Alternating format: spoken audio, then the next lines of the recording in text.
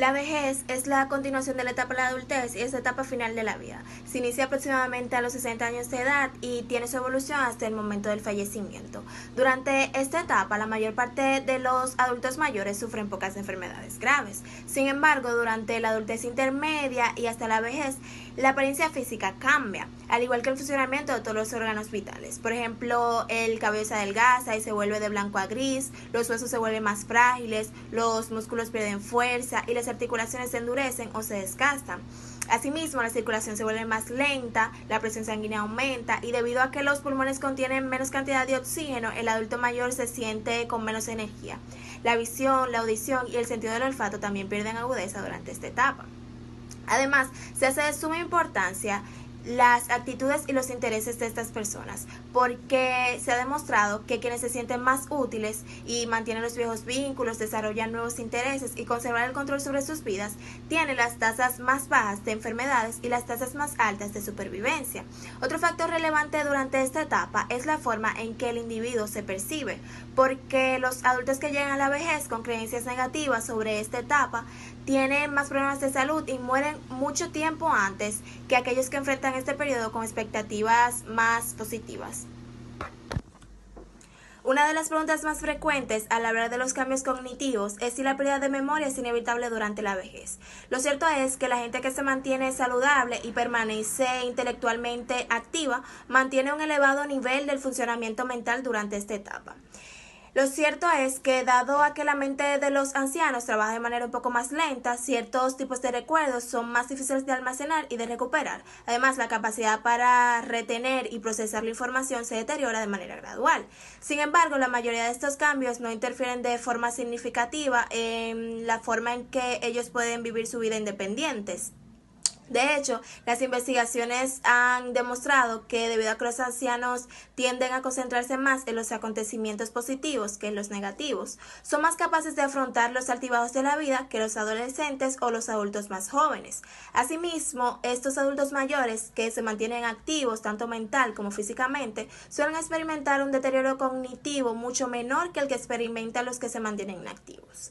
El entrenamiento y la práctica de tareas cognitivas también pueden ayudar a reducir el deterioro del desempeño cognitivo en los adultos mayores. Pero los beneficios de este entrenamiento se limitan a las habilidades que se practiquen. Sin embargo, el panorama para las personas que sufren de Alzheimer es completamente diferente porque este padecimiento ya causa unos cambios cerebrales más notorios que provocan la pérdida progresiva de la capacidad para comunicarse y razonar. La teoría del desarrollo psicosocial fue ideada por Erik Erikson a partir de la reinterpretación de las fases psicosexuales desarrolladas por Sigmund Freud, en las cuales subrayó los aspectos sociales de cada una de las cuatro facetas principales. Enfatizó la comprensión del yo como una fuerza intensa, como una capacidad organizadora de la persona, capaz de conciliar las fuerzas sintónicas y distónicas, así como de resolver las crisis derivadas del contexto genético, cultural e histórico de cada persona. Puso en relieve las etapas de desarrollo psicosexuales de Freud, integrando la dimensión social y el desarrollo psicosocial. También propuso el concepto de desarrollo de la personalidad desde la infancia a la vejez. Por último, investigó acerca del impacto de la cultura, de la sociedad y de la historia en el desarrollo de la personalidad.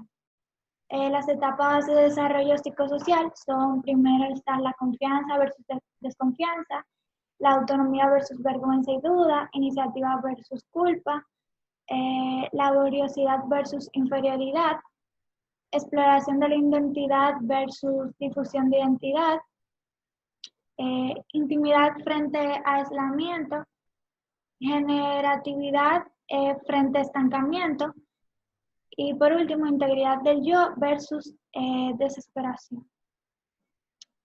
Pero en este caso hablaré de la última etapa, que es la de integridad frente a desesperación.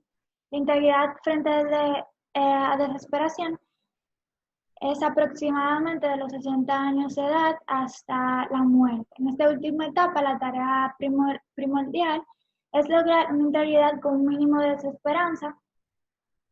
Primero ocurre un distanciamiento social, es un sentimiento de inutilidad, existe un sentido de inutilidad biológica, debido a que el cuerpo ya no responde como antes. Junto a las enfermedades aparecen las preocupaciones relativas a la muerte.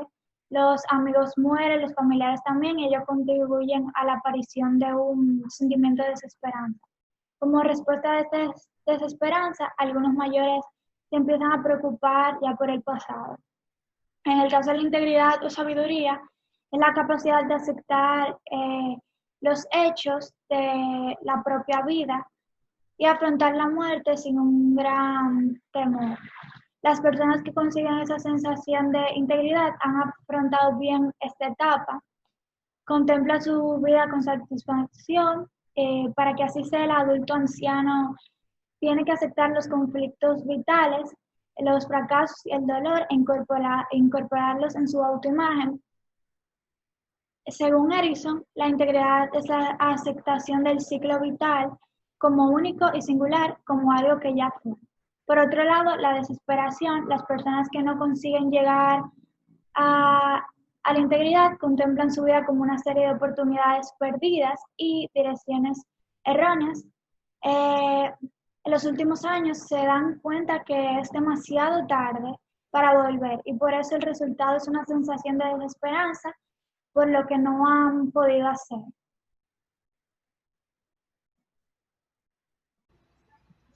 Saludos, mi nombre es Odilis Cabrera y les estaré hablando sobre el enfrentamiento de la muerte. El tema de la muerte es uno que no podemos evitar. Según Erickson, considera que la muerte es un proceso natural y aceptable luego de haber vivido una vida plena. La pérdida de un ser querido es una de las experiencias que más dolor psicológico produce. Sin embargo, dentro de las clases de experiencia dolorosa existen matrices que forman diferentes vivir del duelo tanto en lo emocional como en lo incognitivo. Esta idea es la que desarrolló la psiquiatra Elizabeth Kubler-Ross en su teoría de las 5 etapas de duelo, que fue publicada en el año 1969. Esta idea sirve para entender mejor el modo en el que se sienten las personas en las fases de duelo y cómo tienden a actuar. Pero antes de comenzar a hablar sobre las 5 etapas que planteaba la psiquiatra, tenemos que conocer el concepto de duelo. ¿Qué es duelo? Duelo es el proceso psicológico en el que atravesamos a través de la pérdida y que consiste principal en la adaptación emocional a estas, si bien se trata de la experiencia compleja de englobar también factores fisiológicos, cognitivos y comportamientos, entre otros. Lo que hizo esta investigación fue más bien definir 5 estados mentales que actúan como referencia para entender cómo se va produciendo la evolución del doliente desde el momento en el que sabe que su ser querido ha muerto hasta que acepta la nueva situación. Esto no significa que no todas las personas en fase de duelo tienen por qué atravesar estas 5 etapas y que aquellas que atraviesan no atraviesan con el mismo orden que plantea la psiquiatra. Sin embargo, Elizabeth considera que estas etapas sí eran útiles como sistema de categorías para poder conceptualizar de un modo relativamente simple todas las matrices del modo en que se gestiona el duelo. Una fase que en algunos casos se expresa a través de la habilidad emocional. Las 5 fases de duelo, según la teoría de Elizabeth, se encuentra en la primera etapa, la etapa de la negación, la segunda etapa es la etapa de la ira, la tercera etapa es la de la negociación, la cuarta etapa es la depresión y por último está la etapa de aceptación. En la primera etapa, que es la etapa de la negación, el hecho de negar la realidad en que alguien ya no está con nosotros porque ha muerto, permite amortiguar el dolor y aplazar aplazar parte del dolor que nos produce a través de esa noticia.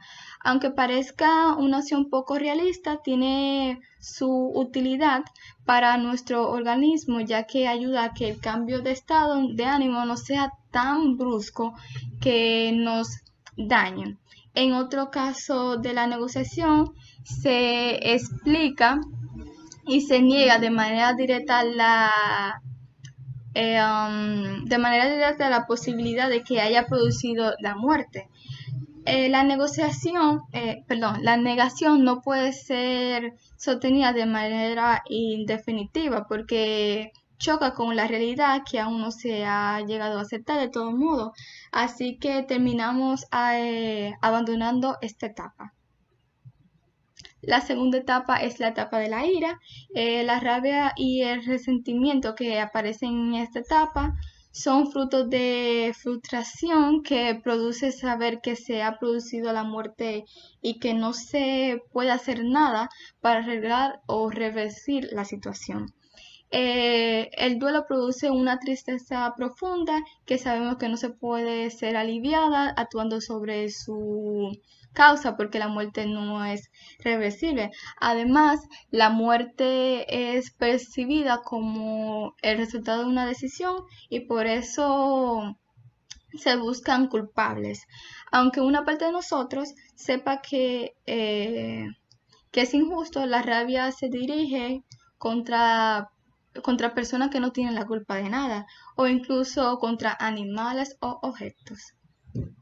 En la tercera etapa se encuentra la negociación, que en esta etapa se integra crear una fricción que permita ver la muerte como una posibilidad que estamos en posición de impedir o que ocurra de algún modo, que ofrece la fantasía de estar en control de esta situación. En la negociación que puede producirse antes de que se produzca la muerte o después de esta, se fantasea que la idea de revertir el proceso, buscamos estrategias para hacer que no sea posible. Por ejemplo, es frecuente intentar negociar con identidades divinas o sobrenaturales para hacer que la muerte no se produzca a cambio de estilo de vida o de reformarse. En la etapa 4 está la depresión. En esta etapa, depresión no es en sí el tipo de depresión que se considera como trastorno mental, sino es un conjunto de sentimientos similares. Dejamos de fantasear con con realidades paralelas y volvemos al presente con una profunda sensación de vacío porque el ser querido ya no está ahí. En este caso es normal que nos aislemos más y que nos notemos más cansados, incapaces de convivir la idea de que vayamos a salir de este estado de tristeza y melancolía. Y por último está la etapa 5, que es la etapa de aceptación. En este momento es que se acepta la muerte del ser querido cuando se aprende a vivir o seguir viviendo en un mundo en el que ya no está. Y se acepta que ese sentimiento de superación está bien. En parte, esta fase se da porque la huella que el dolor emocional del duelo ya se ha extinto por el tiempo, pero también es necesario reorganizar activamente las propias ideas que conforman nuestro esquema mental. Poco a poco, volviendo a la capacidad de experimentar alegría y placer, y a partir de esta situación se suele volver a la normalidad. Pero aún así viviendo con que extraña a su ser querido, pero ya no están las otras etapas, que es como tipo la depresión y así. Tal y como hemos visto, el duelo puede adaptar muchas formas, haciendo que el sentimiento de pérdida se haya transformado a medida que va madurando nuestra manera de experimentar. Ya lo he vivido. La clave está en el modo en el que aprendemos a convivir con la idea de que aquello que amamos ya no volverá a estar en el presente, ya fuese una persona, un animal o incluso hasta una cosa. Gracias.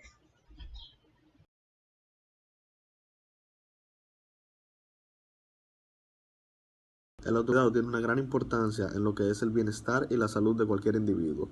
Sin embargo, cuando entramos al tema de la vejez, este tiene una importancia aún mayor, debido a que cuando entramos a la vejez tenemos que empezar a tomar responsabilidades de nosotros mismos, teniendo un autocuidado de nosotros mismos aún mayor del que teníamos en cualquier otra etapa de nuestra vida.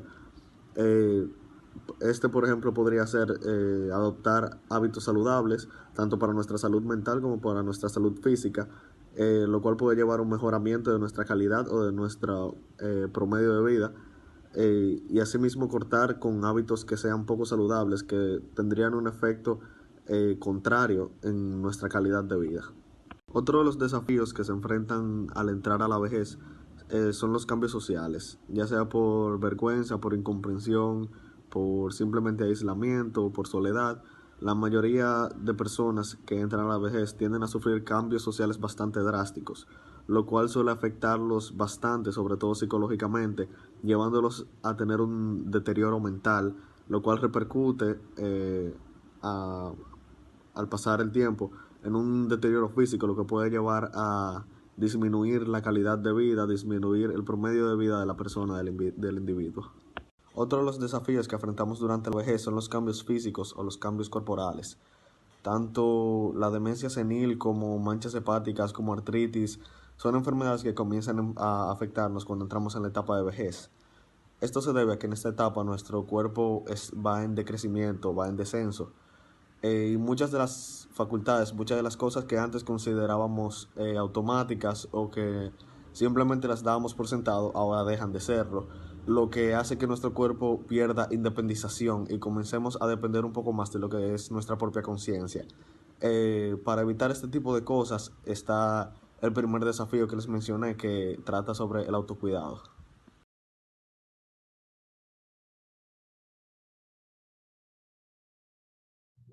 Una de las principales problemáticas psicológicas que se presentan en la vejez es la depresión.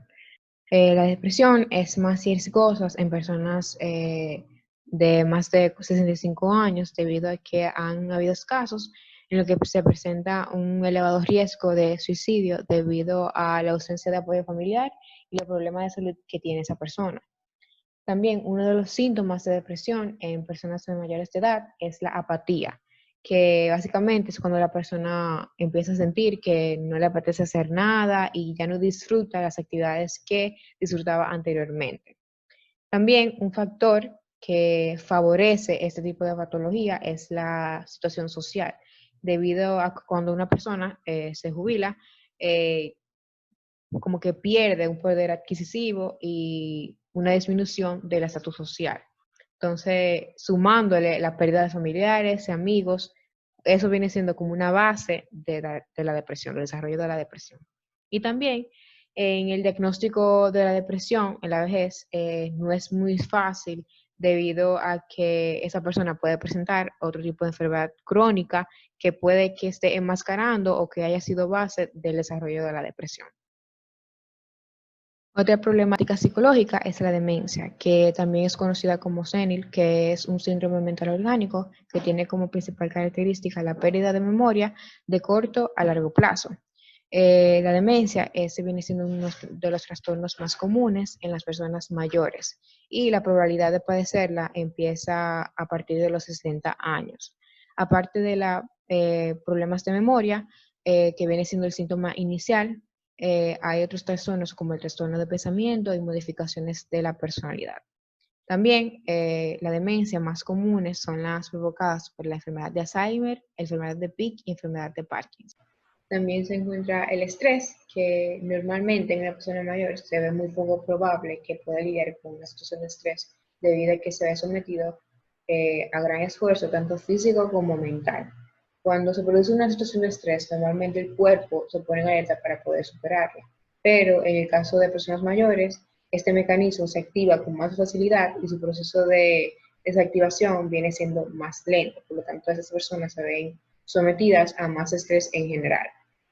Por lo tanto, si al estrés, si una persona mayor sufre de estrés, le sumamos la situación social y las problemáticas que se mencionaron anteriormente, más la sociedad y problemas económicos y preocupaciones sociales, realmente podemos observar la vulnerabilidad de estas personas mayores. Mi nombre es Jesse Villanueva y yo les seguiré explicando algunos otros aspectos psicológicos que se ven afectados en un adulto en su etapa de vejez. Entre estos están la pérdida de autoestima, que como sabemos, una de las necesidades principales del ser humano es sentirse aceptado. Por ende, cuando un adulto mayor a los 65 años de edad, que aún se siente activas y dispuestas a seguir trabajando, estos se ven forzosamente retirados de su trabajo o jubilados por una persona mucho más joven. Estos se ven afectados directamente con su autoestima, ya que de la noche a la mañana, el día anterior, ellos se encontraban trabajando activamente, seguramente felices con su etapa laboral, y al día siguiente ya se encuentran desempleados y por la mayoría de los casos no encuentran qué hacer, se encuentran aburridos o incluso excluidos. Al llegarle este mensaje a la sociedad de que ellos no pueden seguir laborando, que deben ser sustituidos por una persona más joven, llena de energía, este mensaje directamente le afecta emocionalmente, llegando a afectar a su autoestima. Otro aspecto que se ve afectado en esta etapa de la vejez son los trastornos del sueño, insomnio, entre otros. Los patrones de sueño van cambiando con la edad. Por ejemplo, los niños necesitan mucho más horas de sueño que un adulto o que un envejeciente. Esto para permitir que su cerebro tenga un apropiado desarrollo cognitivo. En cambio, cuando llega la etapa de la vejez, un adulto envejeciente suele tener un sueño mucho más ligero y por lo general suele dormir menos por las noches.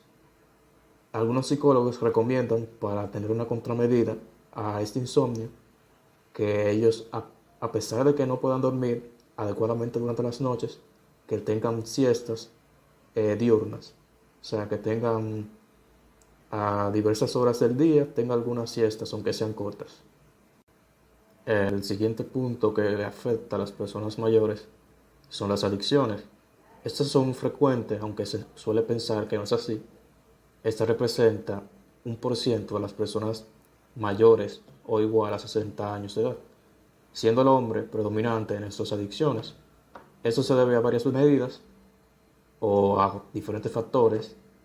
Los principales son porque como los adultos envejecientes suelen estar solos por diversas razones, o porque la mayoría de los familiares se han ido muriendo con el tiempo, o porque sus hijos ya se hayan independizado y estos al final quedan solos. Entre las adicciones más comunes en las personas mayores podemos encontrar el tabaquismo y el alcohol.